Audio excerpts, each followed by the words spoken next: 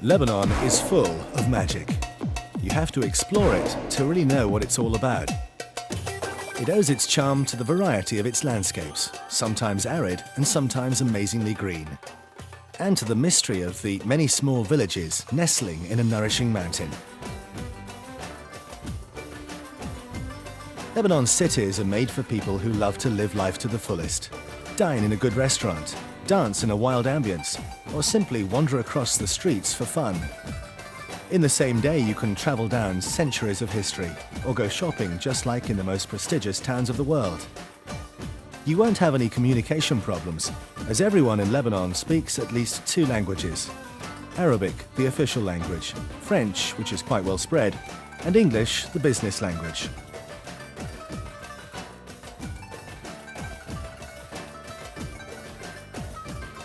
Lebanese people are famous for their legendary hospitality, attached to their traditions, yet open to all kinds of cultures. They are the soul of this millennial and evergreen land. A visit to Lebanon is a jump into the past and a journey into the future in a dazzling and friendly setting.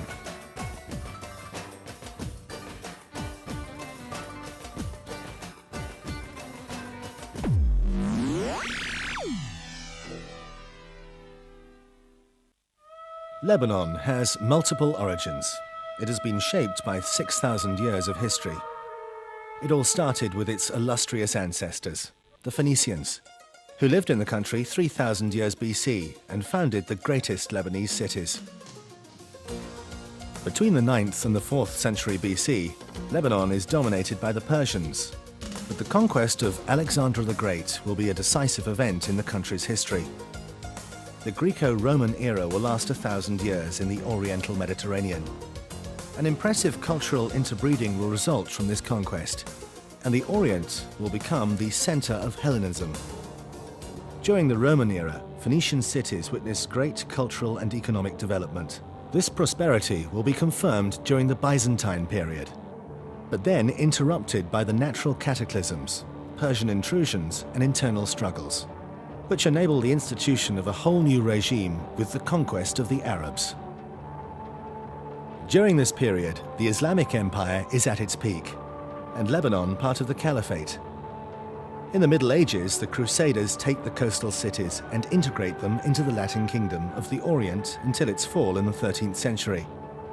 This period witnesses great exchanges of ideas and techniques between the Orient and the Occident.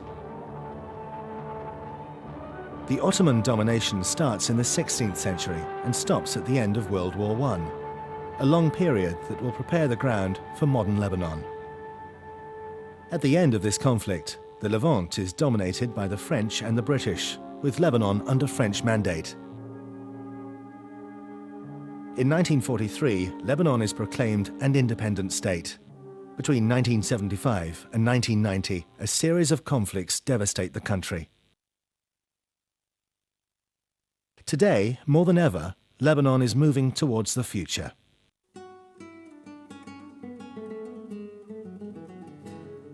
Lebanon is totally surrounded by the Mediterranean, with kilometers of beaches and mountains overlooking the sea.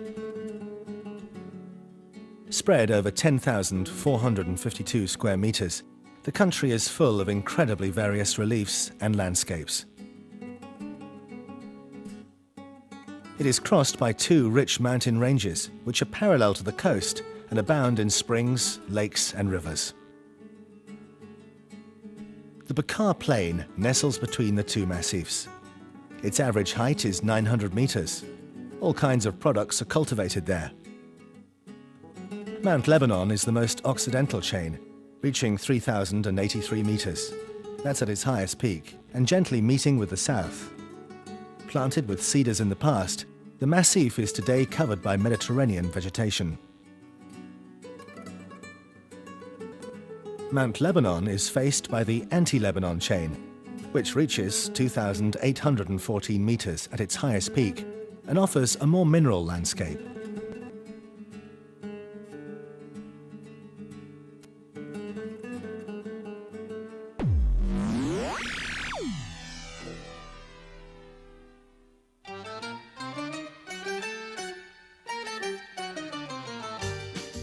Lebanon is at a crossroads between Europe, Africa and Asia, in the Oriental Mediterranean basin, which makes it a real mosaic of natural environments.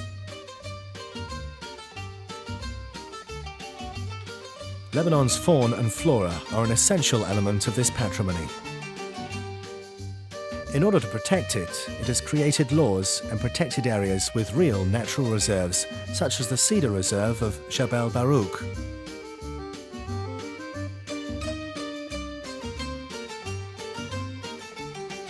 Nature is one of Lebanon's great assets.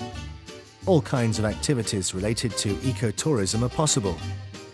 Many environment-friendly sports can be practiced: trekking, cycling, horse riding or paragliding for the most reckless. Long, peaceful rides are also quite appreciated in order to explore Lebanese nature in all its aspects.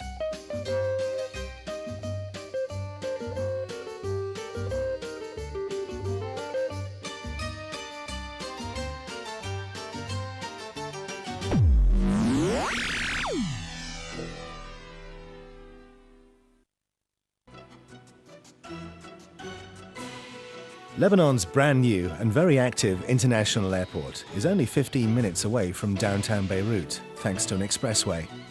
Many taxi cabs will be waiting for you upon your arrival.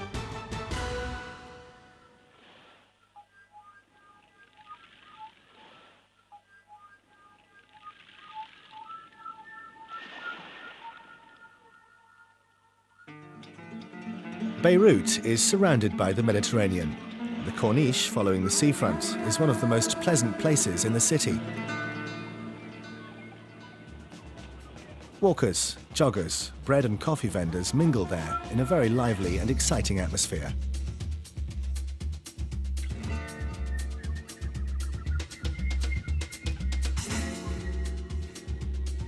You can either choose to go for a swim on a sandy beach or enjoy the ultimate luxury of Lebanon's highly modern summer resorts. Beirut has a special and a very personal modern touch that will always surprise you. The amazed visitor will be able to discover many different architectures and take part in the international fairs and events that are organized all year round. Beirut is obviously a busy city. The greatest international organizations are represented, and the economic life is very dense. Discover the richness of the city centre, where churches and mosques stand around the precious unearthed ruins of the ancient city.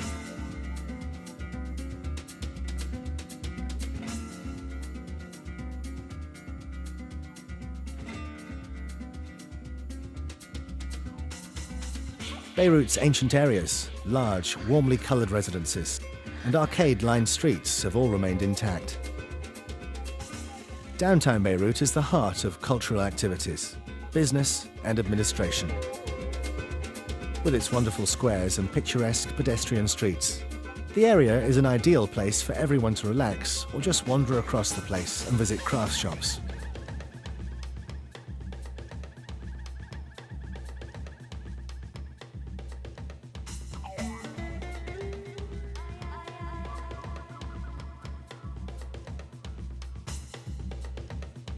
Prestigious fashion and jewelry boutiques, as well as food outlets, are found everywhere in Beirut. Large shopping centres also await the tourist, who'll be able to find everything they need and much more.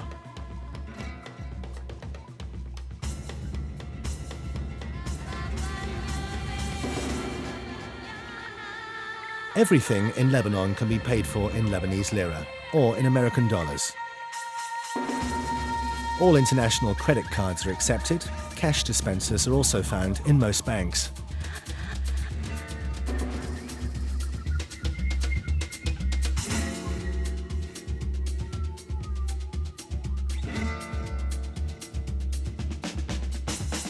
No matter the traffic, in Beirut, you're never stuck in a traffic jam for too long. The city's public buses are easily recognizable from their red and white colors. They'll carry you to any destination you like for only 500 Lebanese lira. A service is a public taxi that carries different people at the same time. Any trip within Beirut city will cost you only 1,000 Lebanese lira.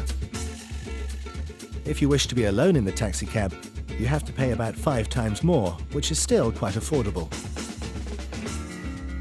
If you're renting a car, you'll easily find parking anywhere you go, for 1,000 to 2,000 Lebanese lira.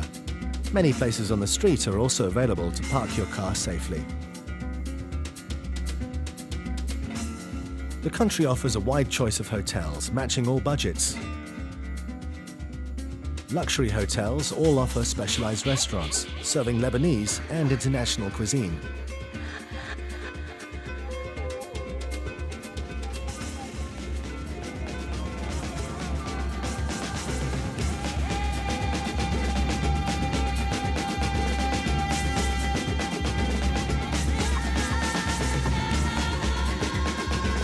Lebanon is a Mercedes heaven. You can see them everywhere, from the latest models to the collector's items.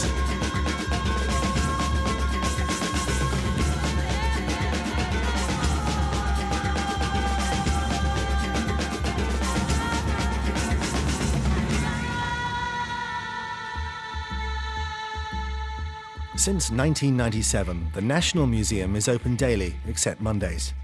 Among many other objects, statues, ceramics and jewellery found in Tyre, Saida or Beirut, you can discover Ahiram's sarcophagus, dating from the 10th century BC and found in Byblos.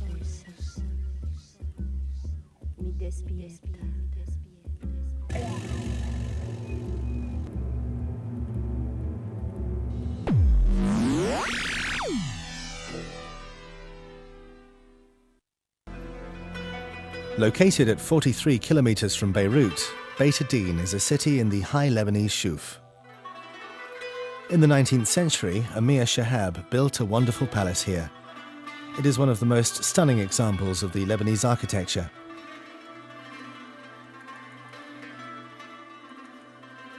Musa Castle was built by one man who was poor and wanted to impress his beloved one through this incredible achievement. Deir el-Kamar village is full of narrow streets and traditional stone houses. The village has an interesting wax museum where great names of Lebanese history are represented. Shuf is a very green area, mostly inhabited by Druze.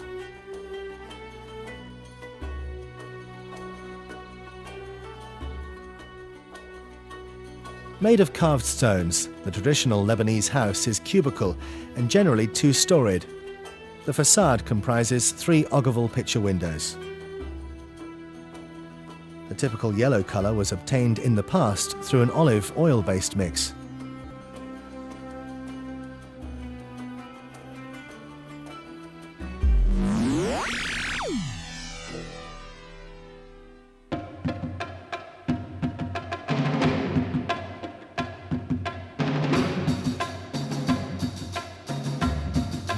The Bekaa is a high plateau between Mount Lebanon and Anti-Lebanon. Romans used to call it Wheat Loft. Today, it's still a land of agriculture and breeding. Vineyards produced reputed wines. The Bekaa also offers enchanting sceneries, green plains crossed by rivers and surrounded by ochre-pink mountains in a very watery environment. This rich area offers numerous culinary specialities, as well as many ancient sites like Hermel Pyramid, Anjar's Umayyad city, and of course, Baalbek. Situated at the north of the Bekaa Plain, at an altitude of 1,150 meters, Baalbek rises on the hills of Anti-Lebanon. Many agricultural activities were possible thanks to its numerous springs.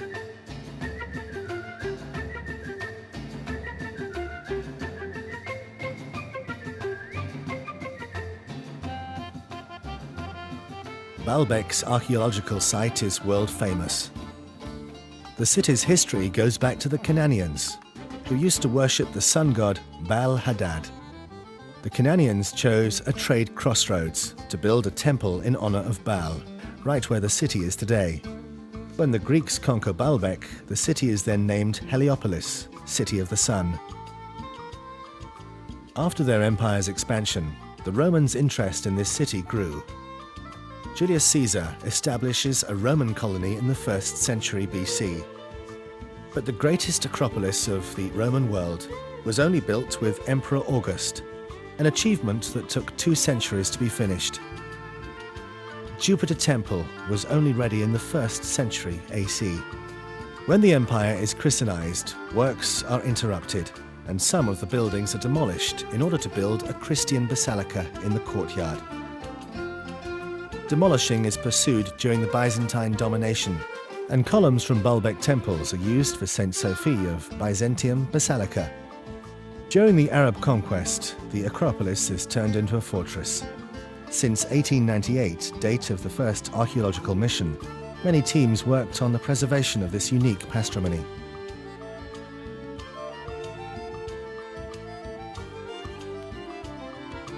From 1955, Baalbek Festival organizes festivals in the very heart of the ruins, which make Baalbek a special place for international cultural exchanges.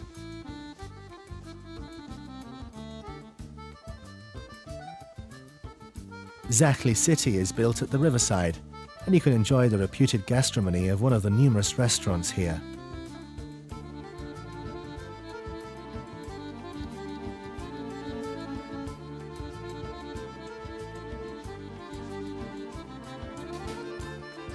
Lebanon is a gourmet heaven. Thanks to its wonderful Mediterranean climate, fresh fruits and vegetables can be enjoyed all year long. Lebanese cuisine is reputed for its great variety and very unique taste. Lebanese people are very well known for their hospitality. They love to invite friends at home and never miss to start a gathering with traditional Arabic coffee.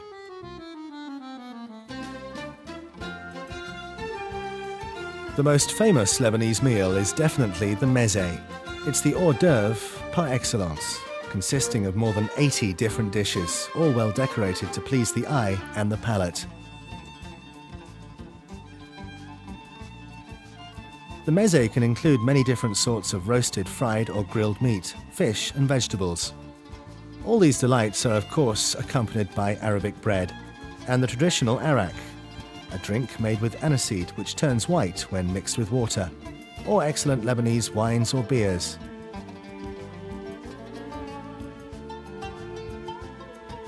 If you're in a hurry, you can choose from one of the many snacks on the main road and have a sandwich of shawarma, mutton meat slices with garlic,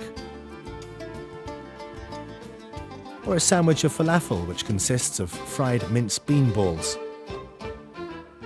These snacks are very affordable. If you love sweets, then you've found your paradise. Most Lebanese desserts are very sweet, except fresh ice creams and delicious sorbets.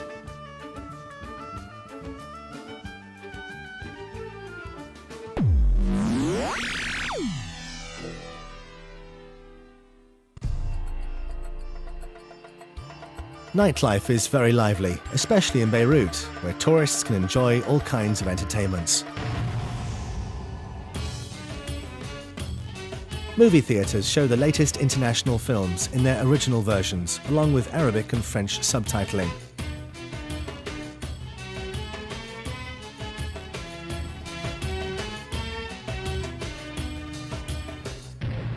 Theatres propose different local and international plays for the tourists to choose from, besides concerts, operas and traditional music. But Lebanese evenings are never long enough. The country is full of succulent restaurants offering all kinds of cuisines, and thousands of nightclubs, discos and pubs to dance until dawn in a wild or a cozy ambience.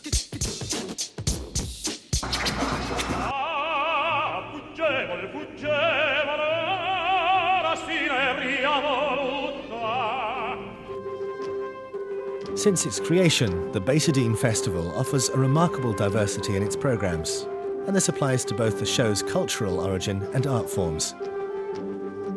Dominating the palace's courtyards majestically, the canopy of the heavens rises opposite the valley. Here, in this outstanding setting, under the twinkling stars, take place some of the world's most enchanting shows. Many great artists have opted for Beitadine to expose their masterpieces. attracting more than 40,000 spectators each year.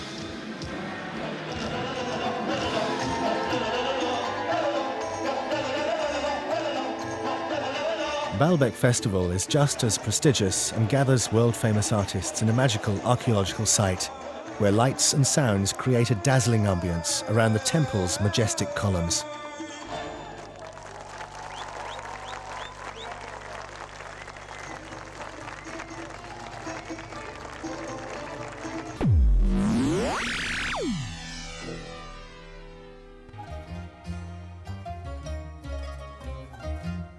Saida is a particularly lively city, full of orange groves. One of the many interesting medieval monuments that can be visited here is the Castle of the Sea. Located on an island alongside the port, a stone bridge leads you there. The castle was built by the Crusaders, with columns and stones brought from neighbouring ancient sites. The fortress was then partially rebuilt by the Arabs.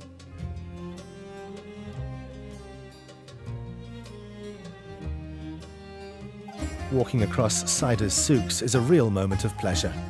You can discover the varied goods sold in the friendly and busy boutiques. Religious monuments and khans are among the must-see places in this endearing little town, where you can taste fresh fish and famous sweets.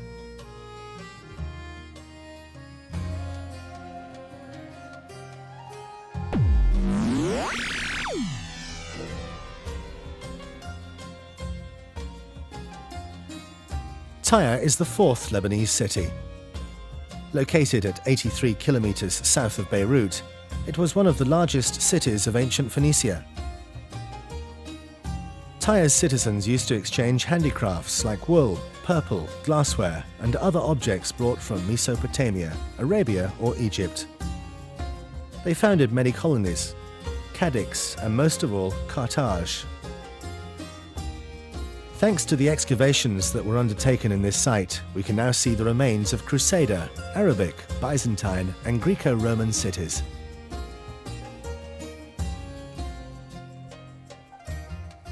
Tyre is today a picturesque city, with archaeological ruins that attract tourists just as much as the city's superb protected beaches bordered with orange groves.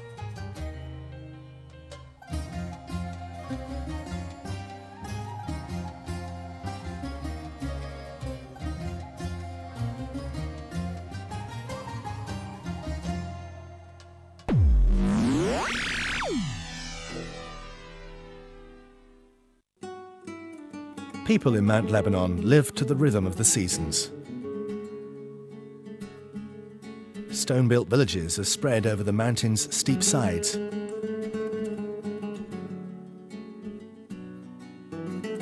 The inhabitants' hospitality is legendary. This is where skiers can practice their favourite sport between December and May. All needed equipment is available in the numerous ski resorts, ski lifts, hotels, boutiques, and much more. Lebanon benefits from a Mediterranean climate, with about 300 sunny days per year. Rain is almost inexistent between June and September. July and August are often extremely hot, with temperature rising to 30 degrees Celsius at low altitude. Winters are relatively mild on the coast, but harsh in the mountains, with heavy snowfalls. Nevertheless, the sun often shines during the winter season, which allows all kinds of winter sports.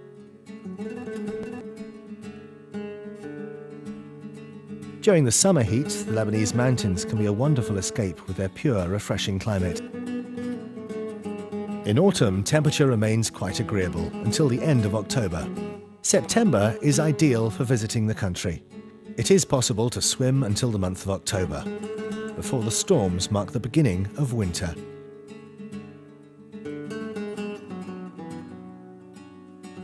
In winter, temperatures are usually over 10 degrees Celsius on the coast, but in some areas, cold can be as freezing as in the Alps. Snow covers the mountain peaks from December to April-May.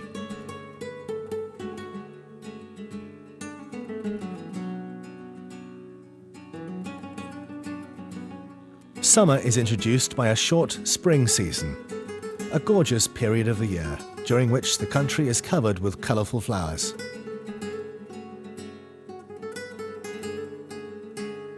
In May, it's already possible to have a swim. The ideal period to visit Lebanon is at the end of spring. May and June are not too hot. Prices remain affordable.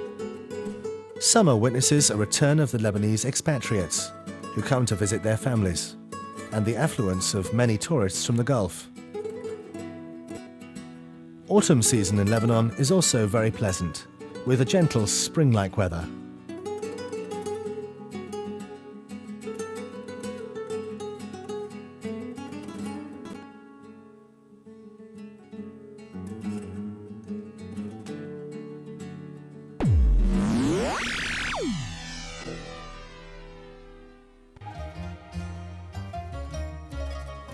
Nahr el-Kalb Valley is overhung by a gigantic statue of Christ.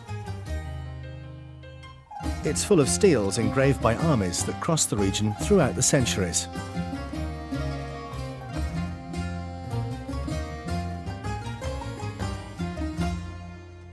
The coast dives into the sea and opens onto Junieh Bay. Located next to the mountain and facing the sea, Junieh is a picturesque village for holidays and relaxation. It's also full of gorgeous private summer resorts. The road following the seaside is bordered by all kinds of entertainment places.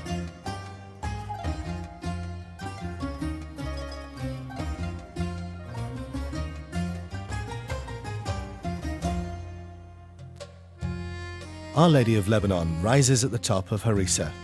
Cable cars leave Junieh and climb up to this place of pilgrimage located near the Maronite Patriarchate and offering a breathtaking view of Junieh Bay.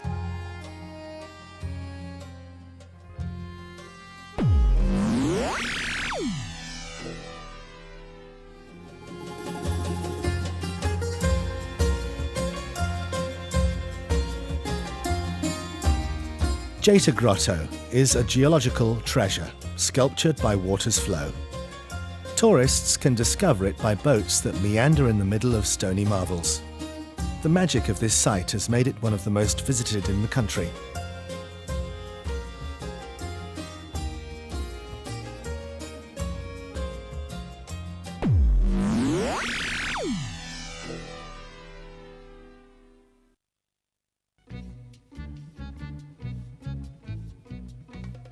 Located at 37 kilometers at the north of Beirut, Byblos offers a typical Lebanese architecture, with low and flat-roofed houses. Here, the walker can dive into the Lebanese spirit, while wandering across the streets of the restored medieval souk and the magical little craft shops. Byblos is the birthplace of the alphabet. It is where the Phoenicians invented it and spread it across the whole of the Mediterranean. They left their traces in a gigantic archaeological site that is located near the souks.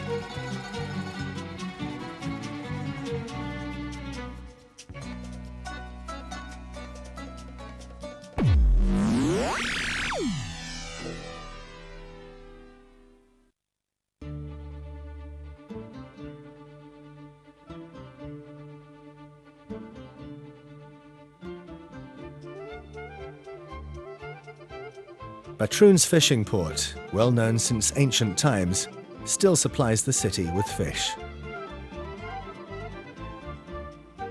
In this typically rustic atmosphere, you mustn't miss Batroun's speciality, the highly refreshing and matchless lemonade.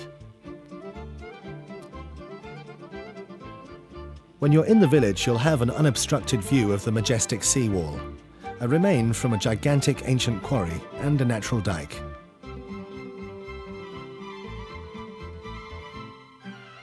Masalha's Crusader Castle rises on a rocky spur and expresses well its mission, observing the road that crosses the defile.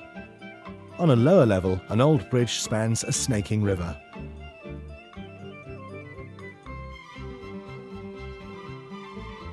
From Sheka to Tripoli and all the way through Enfi, the magnificent beaches have turned the coast into the ultimate place for swimming and water sports, which you can practice in many luxury places.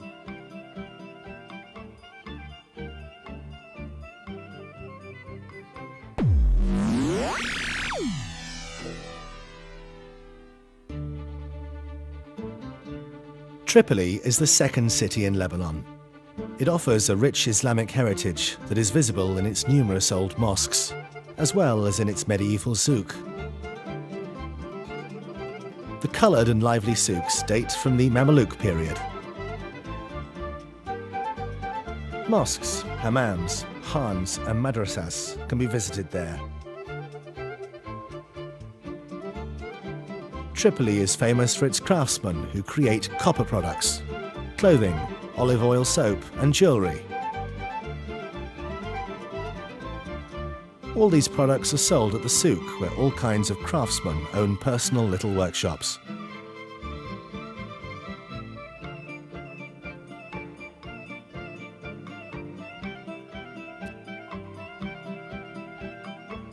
Almina is the other centre of the city. Located at the seaside, this peninsula is ideal for a nice walk among the many restaurants and shops. The massive Lion's Tower used to protect the city from maritime attacks in the past. Tripoli is also famous for its delightful sweets. St. Giles Citadel has overlooked the city since the Crusader period. You can explore there the architectural traces of the different governors of the city, mainly the Mamelukes.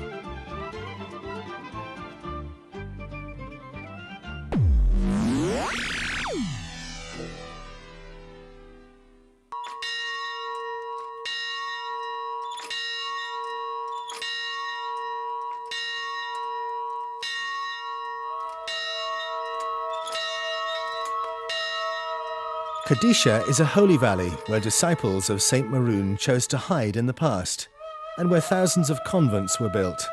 Each cave has sheltered a religious community or hermitage. You can visit convents carved into the mountain and used to protect refugees from adversity. Closed by a big cirque dominating Mount Lebanon chain, Kadisha Valley is dug by the same named river.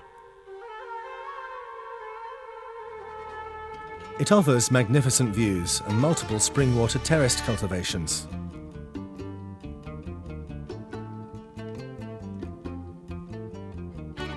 With its 1,400-metre altitude, Bishari dominates the Kadisha Valley. This typical and very charming village is famous for being the birthplace of the famous poet, Gibran Khalil Gibran and his family. The village worships the poet who emigrated to the United States at the age of 12, but returned to his homeland afterwards. His world-famous masterpiece, The Prophet, was published in 1923. A museum is dedicated to his life and his works, with a special room for his tomb. The land of milk and honey was created to be discovered and savoured with passion and joyfulness. Dive into the incredible diversity of Lebanon. Explore the indescribable pleasures of this little nature and history concentrate. And most of all, surrender to the enchanting atmosphere of this unique country. Then you'll know what the Lebanese joy of life, magic and generosity is all about.